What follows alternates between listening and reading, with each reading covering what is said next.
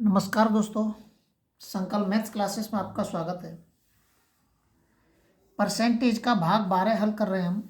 इसके अंदर दो सवाल आपके सामने प्रस्तुत किए गए हैं, बहुत ही ज़्यादा इम्पोर्टेंट सवाल हैं। जितने भी सवाल आपको बताए गए हैं आज तक वो किसी ना किसी एग्जाम में आए हुए हैं। SSC, police, UPSC, NDA, CGL, किसी ना किसी एग्जाम में आए हुए सवाल आपके सामने आते हैं। इसलिए सवालों की प्रैक्टिस और रिवाइज जरूर करते रहें। एक प्रत्याशी किसी परीक्षा में 20% अंक प्राप्त करके 30 अंकों से फेल हो जाता है, परंतु अन्य प्रत्याशी 32% अंक प्राप्त करके पास होने वाले अंकों से 42 अंक अधिक प्राप्त करता है। तब पास होने के लिए अंकों का प्रतिशत कितना है? ये कह रहा है कि पास होने के लिए न्यूनतम अंकों का प्रतिशत हमारा कितना है। तो देखिए कैसे निकालेंगे इसको।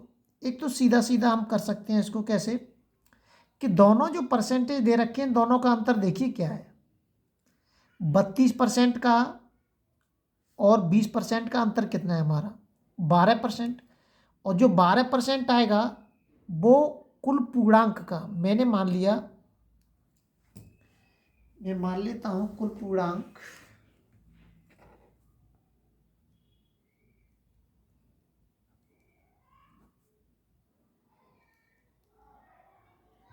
कुल पूर्णांक कितना है हमारा? x। मैं x मान लेता हूं, कोई भी कुल पूर्णांक। तो इन दोनों का जब मैं अंतर करूंगा 32% माइनस के 20%, तो मुझे प्राप्त होगा हमारा 12%। ये जो 12% प्राप्त होगा ये कुल पूर्णांक का होगा, x का 12%। अब x के 12% के बराबर क्या होगा कि जो दोनों के परसेंटेज का जो अंतर है 12%, ये दोनों के अंकों का योग के बराबर होगा। दोनों के अंकों के योग के बराबर होगा। तो 42 और 30 कितने हो गए? 72 हो गए, 72। तो x का 12%, 12/100 बराबर के 72।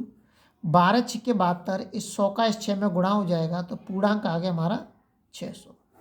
क्योंकि जब तक हमें पूर्णांक नहीं पता होगा आप कैसे पता कर लेंगे कि पास होने के लिए कितने परसेंटेज अंक हमें चाहिए।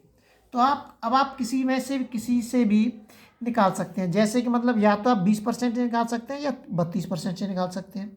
देखिए कैसे निकालेंगे कि पास होने के लिए अंकों का प्रतिशत।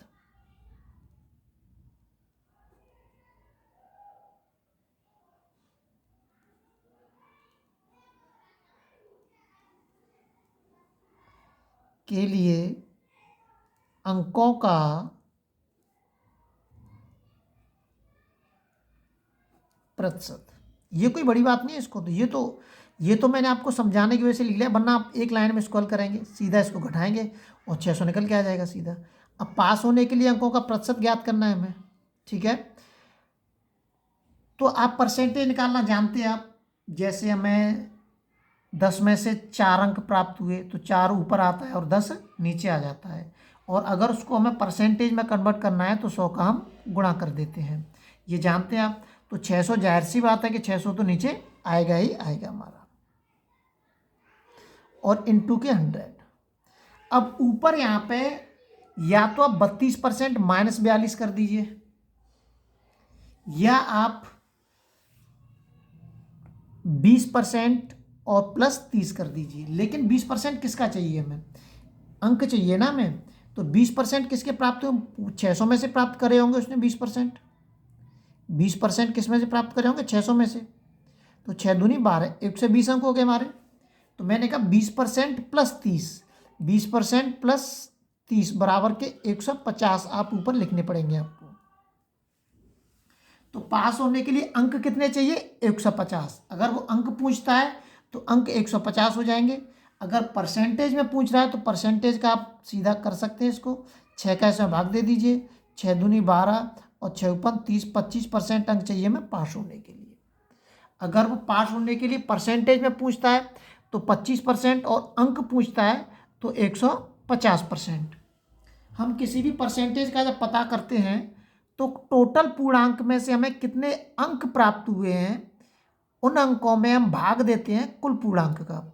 तो टोटल पूर्णांक में से 600 में से मुझे 150 अंक प्राप्त किए हैं मैंने, और इंटू के 100। तो टोटल के पास होने के लिए कितने अंक चाहिए हमें? 25% अंक हमें चाहिए ही चाहिए पास होने के लिए। ये आपको विशेष ध्यान रखना, एक रटने वाली चीज़ नहीं है, ये तो एक कॉमन सेंस ही चीज़ है कि जब हम पास होने के लिए अंक प्राप्त करेंगे तो हमें कुल पूर्णांक की तो ज़रूरत पड़ेगी ही पड़ेगी हमें। अगर हमारे पास कुल पूर्णांक नहीं है तो हम पता कर ही नहीं सकते हैं कि कितने परसेंटेज अंक चाहिए हमें। ठीक है, तो सवाल को समझना ज़्यादा ज़रूरी है। अगर आपकी ये समझ में नहीं आया हो कि एक्स कैसे निकालते हैं, तो देखिए मैं एक बता देता हूँ, और एक तरीका यहाँ बता देता हूँ, थोड़ा सा समीकरण बना देता हूँ इस जगह में समीकरण बना देता हूँ। जैसे देखिए कि मान लीजिए कि इसने कुल पूर्णांक का कितने प्राप्त किए? एक्स का 20% प्राप्त किए हैं, और दूसरे ने प्राप्त किए हैं एक्स का 32%। ये प्राप्त किए हैं। एक ने तो कुल पूर्णांक का 20% प्राप्त किए हैं, दूसरे ने कुल पूर्णांक का 32% प्राप्त किए हैं। लेकिन ये 30 अंकों से फेल हो गया है। तो ये फेल हो गया है, तो मैं इसको पास करने के लिए 30 इसमें जोड़ देता हूँ। अब ये पास होने वाले अंकों के पास पहुँच गया। ठीक है, और ये 42 अंक ज़्यादा प्राप्त करके लेके आया है, मतलब जहाँ से हम पास होते हैं उससे भी 42% ज़्यादा प्राप्त किए हैं। तो उन 42 को मैं इसमें से माइनस कर देता हूँ। तो अब ये भी पास होने वाली स्टेज पर पहुँच गया, और ये भी पास होने वाली स्टेज पर पहुँच गया। दोनों बराबर हो गए हमारे।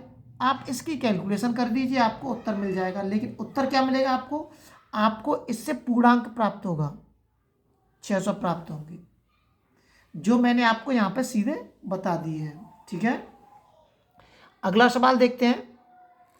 अगला जो सवाल दे रखा है कि किसी परीक्षा में 60% उम्मीदवार अंग्रेजी में और 70% उम्मीदवार गणित में उत्तीर्ण हुए हैं। ध्यान रखना है, उत्तीर्ण हुए हैं। 20% उम्मीदवार दोनों विषयों में अनुत्तीर्ण हुए हैं। अब अलग अलग फंस गया मैटर। ये देखिए कि यहाँ पे कह रहा है उत्तीर्ण हुए हैं और यहाँ पर अनुत्तीर्ण हुए हैं। लेकिन अभी तक मैंने आपको जो सवाल बताए हैं वो अगर यहाँ पे भी उत्तीर्ण होता था तो यहाँ पर भी उत्तीर्ण ही होता था, लेकिन यहाँ पे मैं अनुत्तीर्ण लेकर आया हूँ। तो आपको केवल एक चीज़ ध्यान रखनी है कि या तो उत्तीर्ण ही निकालने हैं या अनुत्तीर्ण ही निकालने हैं। तो अनुत्तीर्ण अगर 20% दे रखे हैं, तो इनके भी मैं अनुत्तीर्ण निकाल लेता हूँ। अंग्रेजी में कितने उत्तीर्ण हुए हमारे?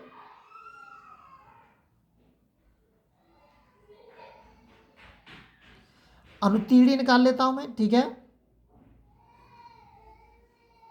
अनुत्तीर्ण अंग्रेजी में 60% विद्यार्थी हमारे उत्तीर्ण हुए हैं, तो 40% क्या हुए होंगे? अनुत्तीर्ण हुए होंगे।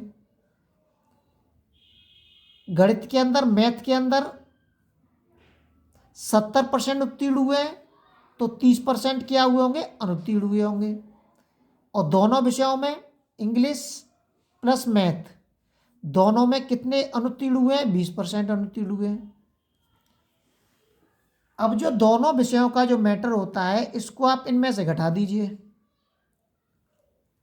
इंग्लिश में केवल हमारे 20% उत्तीर्ण हुए हैं, और मैथ में केवल हमारे 10% उत्तीर्ण हुए हैं, और दोनों विषयों में हमारे ये जैसा है वैसे ही आ जाए 20% उत्तीर्ण हुए हैं। इससे निकल के आता है कि केवल अंग्रेजी में 20% उत्तीर्ण हुए हैं, केवल मैथ में 10% उत्तीर्ण हुए हैं, और दोनों विषयों में हमारे 20% उत्तीर्ण हुए। आप सर्किल से भी कर सकते हैं इसको। हम इसको सर्किल बना के, जो गोले बना के करते हैं, उससे भी सवाल हल हो जाते हैं। उससे भी बहुत जल्दी सवाल को हल कर देते हैं हम। तो टोटल अनुत्तीर्ण कितने हुए हैं? 50%। ये आ गई हमारी अनुत्तीर्णों की संख्या। अब 50% अनुत्तीर्ण हुए हैं दोनों विषयों में ही, तो दोनों विषयों में 50% उत्तीर्ण हुए होंगे। तो 50% ही क्या हुए होंगे? उत्तीर्ण हुए होंगे दोनों विषयों में। अब ये कह रहा है यदि 2500 उम्मीदवार दोनों विषयों में उत्तीर्ण हुए, दोनों विषयों का परसेंटेज के अनुसार 50% है और अंकों में वो 2500 है, तो ये 50% दे रखा है कुल पूर्णांक का। मैंने कुल पूर्णांक x अगर मानूंगा मैं, तो कुल पूर्णांक का 50% प्राप्त किए हैं दोनों सब्जेक्टों वालों ने। इंग्लिश और मैथ वाले बच्चों ने 50% प्राप्त किए हैं, और जो 50% है वो कितने के बराबर है? 2500 के बराबर है। इसकी कैलकुलेशन कर लीजिए, आपको पूर्णांक पता चल जाएगा। 0 से 0 कट गया, पचम 25, 100 का इसमें गुणा कर दूंगा मैं, तो x बराबर कितना आएगा? 5000। तो टोटल पूर्णांक कितना है हमारा? ये पूर्णांक नहीं है ना, परीक्षा देने वाले उम्मीदवारों की कुल संख्या है। तो टोटल परीक्षा देने वाले उम्मीदवारों की कुल संख्या है,